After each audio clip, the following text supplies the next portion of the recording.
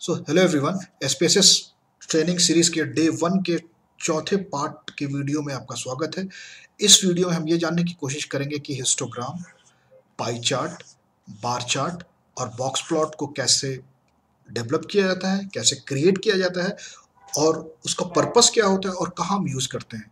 क्यों अलग-अलग तरह के ग्राफ और चार्ट्स हैं, क्यों नहीं एक ही तरह का है? क्योंकि डिफरेंट पर्पस के लिए डिफरेंट तरह के चार्ट और प्लॉट का यूज़ किया जाता है। अब जैसे हिस्टोग्राम को ही ले लेते हैं। हिस्टोग्राम नॉर्मली जब हमारे पास 100 से ज़्यादा सैंपल होते हैं और कंटिन्यूअस डेटा होता है, जैसे एज, जैसे मार्क्स, जैसे हाइट, जैसे वेट, कंटिन्यूअस इंटरवल डेटा और रेशियो डेटा, कंटिन्यूअस डेटा होता है, तो हम हिस्टोग्राम का यूज़ करते हैं। पाई चार्ट का बेसिकली हम यूज़ करते हैं जब हमारे पास नॉमिनल डेटा होता है। मैं ये नहीं कहता कि हमेशा हम वैसे यूज़ करते हैं, लेकिन जब हमारे पास नॉमिनल डेटा होता है और कैटेगरिकल डेटा होता है, जिसमें कैटेगरी 2 टू 5 तक होते हैं, तो उसको सिंपली हम पाई चार्ट के थ्रू डिनोट करते हैं। बार चार्ट को हम मैक्सिमम तब यूज़ करते हैं जब हमारे पास कैटेगरिकल डेटा होता है और उसको बार के फॉर्म में इस तरह से बार के फॉर्म में हम करते हैं। जैसे हम क्लिकर्ड स्केल के डेटा को बार चार्ट में करते हैं, पाई चार्ट वाले नॉमिनल स्केल के डेटा को करते हैं। देन ये हिस्टोग्राम के लिए हम क्या कहते हैं, न्यूमेरिकल डेटा को करते हैं। और बॉक्स प्लॉट का यूज़ हम बेसिकली तब करते हैं जब हम ये जानने की कोशिश करते हैं कि हमारा कितने आउटलायर हैं, कोई बाहर तो नहीं है, कैसे ये शेप बना रहा है, कैसे ये नॉर्मल डेटा है कि नहीं है, तो उस केस में हम बॉक्स प्लॉट का यूज़ करते हैं। तो ये एक थोड़ा सा छोटा सा समरी था before coming to show you the actual example for that one. So इस तरह से कई कई सारे ऑप्शन होते हैं जिसके थ्रू हम ये ग्राफ और चार्ट को स्पेसेस में ला सकते हैं। तो अब मैं डायरेक्टली पहुंचता हूं अपने एग्जाम्पल में, स्पेसेस के एग्जाम्पल में, सो दैट आपको आसानी होगी समझने में।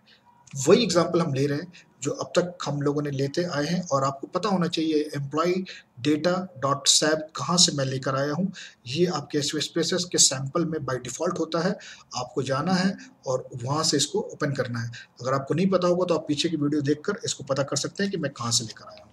तो फर्स्ट थिंग जो हम सीखने की कोशिश करेंगे, जानने की कोशिश करेंगे, वो हिस्टोग्राम है।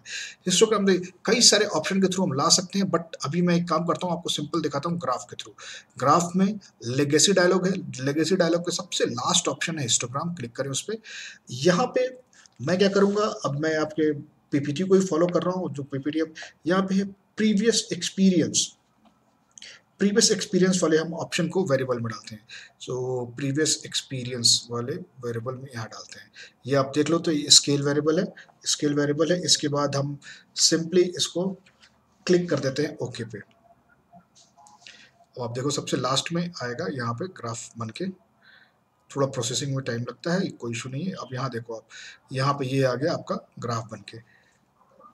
अब यहाँ पे ये प्रीवियस एक्सपीरियंस जो इन मंथ है, हाईएस्ट इतना है, फिर उसके बाद ये है, इस तरह से मीन 95 स्टैंडर्ड डेविएशन, ये एक तरह से हिस्टोग्राम है। इसको एक बार और देख लेते हैं।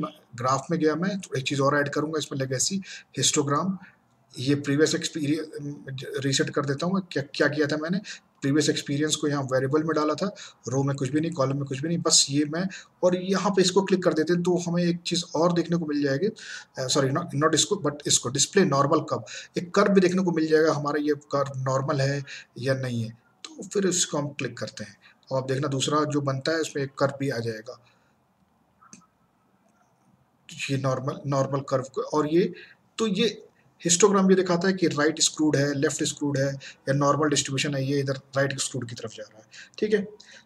अब मैं आपको, तो हिस्टोग्राम का क्या है, histogram is use to summarize the continuous data. ये कंटिन्यूअस डेटा को समराइज करने के लिए यूज करते हैं हम, और जनरली इसका यूज हम करते हैं लार्ज डेटा के लिए, जैसे 100 से ज़्यादा हो। ठीक। अब हम एक दूसरे तरह के ग्राफ को देखते हैं, दूसरे तरह के चार्ट को देखते हैं। अगेन मैं ग्राफ में जाऊंगा, लेगेसी। अब मैं बार चार्ट की बात करता हूँ। बार चार्ट वो बिस्किट की तरह होता है बार चार्ट। तो सिंपल को ही लेते हैं, समराइज ये फर्स्ट वाले को क्लिक रहने दो। So then define it. उसके बाद इसमें हम क्या करेंगे, इसमें हम क्या करते हैं कि यहाँ पे हम इसको क्लिक करते हैं, मीन को, एक मीन दिखा दे हमारा, और करंट सैलरी, चलो हम इसको करंट सैलरी को ले लेते हैं, और एम्प्लॉय कैटेगरी को हम इसमें डाल देते हैं, एम्प्लॉय कैटेगरी को यहाँ पे। तो मीन सैलरी और एम्प्लॉय कैटेगरी का हमें पता चल जाए इसके थ्रू, बार चार्ट के थ्रू कि कैसे है कैटेगरी वाइज, और जैसे एम्प्लॉय कैटेगरी वाइज और उसका कितने मीन सैलरी है, तो उसको हम यहाँ पे जैसे एक्स एक्सिस जो होता है वो कैटेगरिकल वेरिएबल के लिए होता है, और वाई एक्सिस जो होता है वो हम कुछ भी लाइक जैसे मीन सम जो भी देखना चाहते हैं हम उसको देख सकते हैं। सही है, इसमें एक ही ऑप्शन चूज करते हैं, बाकी फिर उसके बाद हम इसको क्लिक करते हैं और अब देखो आउटपुट ये हो गया बार चार्ट का आउटपुट। तो बार चार्ट का आउटपुट में यहाँ पे हमारा क्या इंटरप्रिटेशन है, ये हमारा एम्प्लॉय कैटेगरी है, कलर एम्प्लॉय कैटेगरी की क्या मीन सैलरी है, यहाँ पे आप देख सकते हो, इन पे डबल क्लिक करके आप यहाँ पे ये मीन सैलरी है, ये कस्टोडियम वालों की क्या मीन सैलरी है, और मैनेजर की क्या मीन सैलरी है। तो ऑफकोर्स मैनेजर की ज़्यादा है, 60+ थाउजेंड है, ये यहाँ पे 30 के आसपास है, यहाँ पे 25 के आसपास है।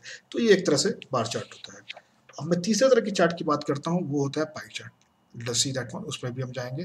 फिर यहाँ पे ग्राफ में ही ये पाई है जो सर्किल की तरह दिखता है, फिर यहाँ पे पहले वाले को ही डिफाइन करेंगे।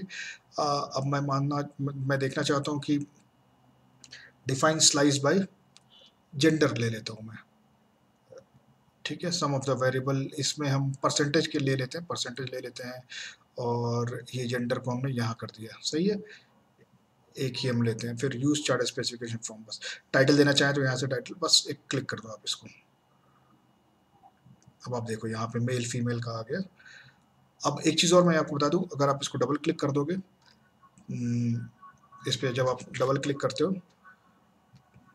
वेट, तो यहाँ पे आप जाके एलिमेंट में डेटा शो लेबल कर दो, परसेंटेज भी शो हो जाना शुरू हो जाएगा। तो आप यहाँ पे कह सकते हो कि इस ग्राफ में और इस सर्वे में मेरे 45.57 फीमेल है और 54.43 मेल है।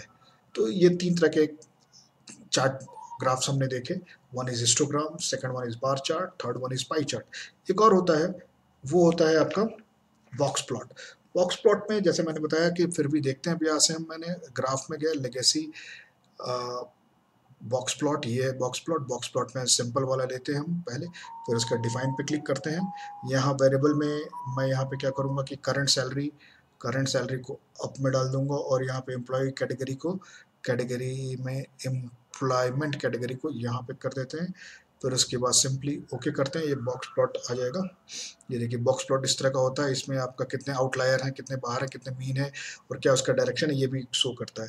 तो इस तरह से हमने आज देखा है कि कैसे हम ग्राफ डेवलप करते हैं। नॉर्मली डिपेंड करता है कि हम किस तरह के डेटा के साथ वो करते हैं। पाई चार्ट हम जनरली यूज़ करते हैं नॉमिनल डेटा के लिए, like education, like gender, like religion, region, colour preference, उसके लिए pie chart means up to 2 to 5 के रेंज में कोई कैटेगरी हो।